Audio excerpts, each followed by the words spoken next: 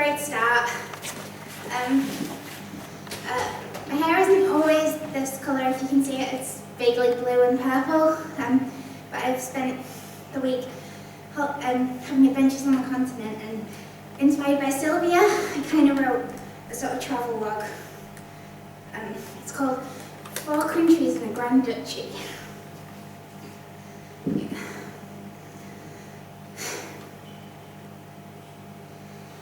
On Sunday night, we sped through France without a single foot resting on her soil. We arrived in Diest as the world awakened, with enough energy to crawl to waiting beds. On Monday, we went to District 7, saw a cannon that was faked for war, drank coffee with a hint of amaretto, with 5 pretty skulls lined up in rows. On Tuesday, we invaded Luxembourg, stared down at Ankh-Morpork from city walls, before simply walking into Mordor, clocking 900 steps with a man from Minnesota. Wednesday, we jumped on vans and ate Italian food in darkest Germany, before pit-stopping in a Dutch supermarket and discovering that dogging is a universal sport. Thursday morning was a pilgrimage. We lit candles to those who passed, did the Stations of the Cross backwards by mistake, before journeying to the land of metal, where blue-eyed girls are king. Crazy Dutchmen stood at every corner, and sacrilegious Rosgods was sweet. Monday's return was fraught with delay, 2 hours for motorway fatalities, increased by gawping disaster tourists, 2.5 because the train was missed. I returned to pissed off beer lines and cider chilling in my fridge.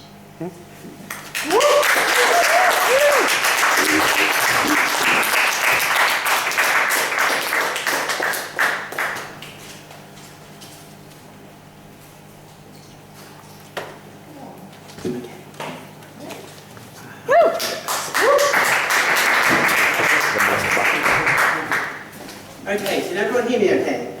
Yes. Good, okay.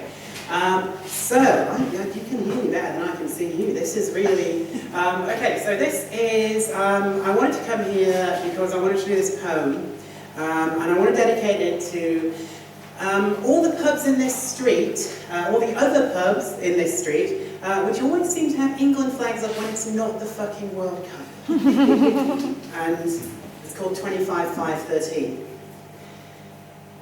I'm not offended by the fact that others aren't the same as me. Why the fuck would I be?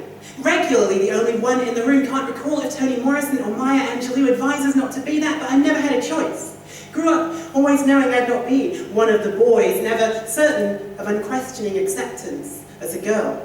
There are times I feel as if it isn't just rooms, but the world, that there's no one else like me. And I don't mean I'm unique. I don't mean that I'm artisan, handmade, bespoke, boutique. I mean the world feels like a fun fair where I'm wheeled in as a freak, accepted as a turn because I learned to entertain you, a lust object to chasers who think girls like me are angels but don't care about our halos, just the thing between our legs, because when a chick has dick plus tits, who gives a shit about her intellect? Now, if I can deal with this, day after day, night after night, why are you so angry that some people just aren't white? Because that's what it's about. Don't try to hide behind religion. Don't say you're not racist, that you just object to Islam, because if that's the case, then why were your mates casing the Gurdwara? Sikhs aren't Muslims. This is basic. You lot really should work harder at learning to distinguish one brown person from another. But why try when the one thing you're not blind to is their colour? Just as you deny that you've selective colour vision, you lie and claim you even have an LGBT division when there's nothing behind those initials but your cynicism. I missed the running battle when you gathered in Newcastle because I was lying back on a couch wearing black and tanning goggles, having IPL intense pulsed light beams fired at my face, and yes, it hurt like hell. But it didn't feel like a disgrace. I felt when I had to cross the street to get away from you.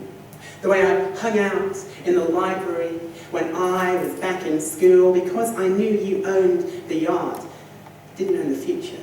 Sure, You were nasty, you were hard, and I was just a loser who wanted to be Kitty Pryde instead of Wolverine. I was going somewhere.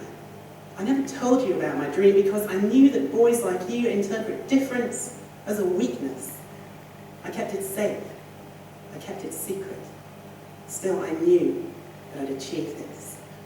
That I crossed the street when you pitched up, mud-handed in my city, munching on free fry-ups from the welcoming committee at a pub that I won't name, but which pretends it's Gotham shittily. You were drinking, cussing, busting from as far away as Brighton, all just here for a ruck. It wasn't just me that was frightened.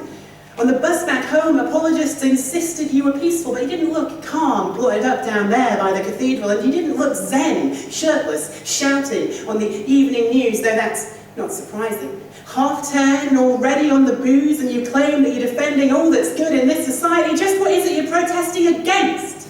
Sobriety? There's nothing you can ever say that will enlighten you.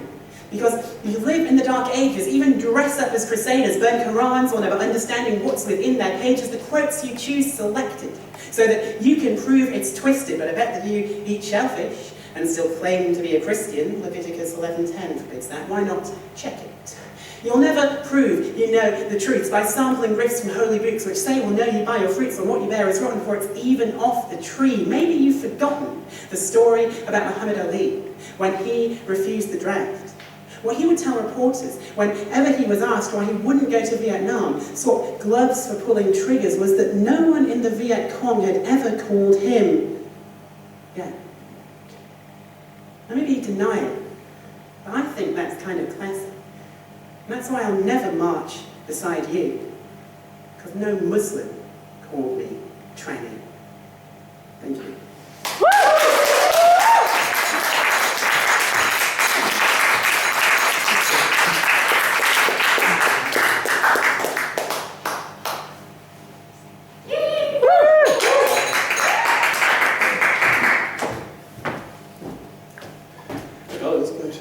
Hello. We're going to do two really quick ones, that's alright. Yeah, this first one's about a moth. I was sitting in my living room. I heard it.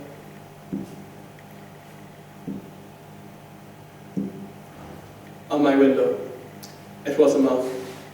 I let him in because he'd been banging on my window for so long, I figured what he had to say must be pretty important. What do you want? I said. And he flew towards my ear and replied, I can take you to the most beautiful place in the world. Really? I asked. Let me get my coat on.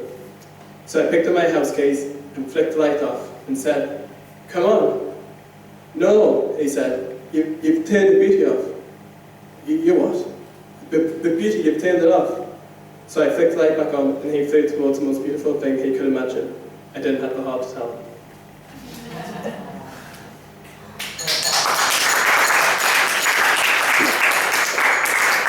I really like animals, which is why all my poems on this book about animals. And my friends always, the reason I read this book is because my friends are animals are really like people. And I found a chapter especially which spoke to me and showed me how similar animals are to people. It's a chapter called How Animals, can you see this? It says How Animals Use Social Media for Sex. And there's pictures and everything, it's quite in depth.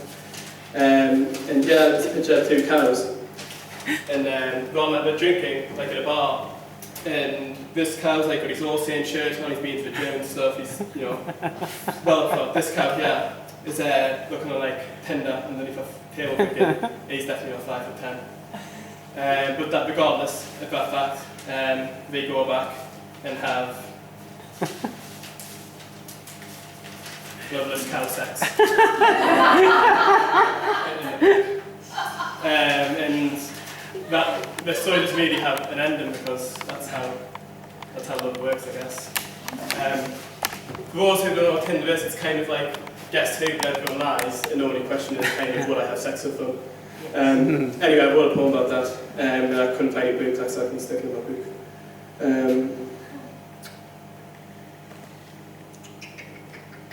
Okay. Your eyes are like the sea. Well, less like the sea and more like a lake. Or maybe a river. More like Southend Canal, now that you come to mention it. Or Canal Street Canal with cans of veg stripe in from the night before. I still like your lips, so just.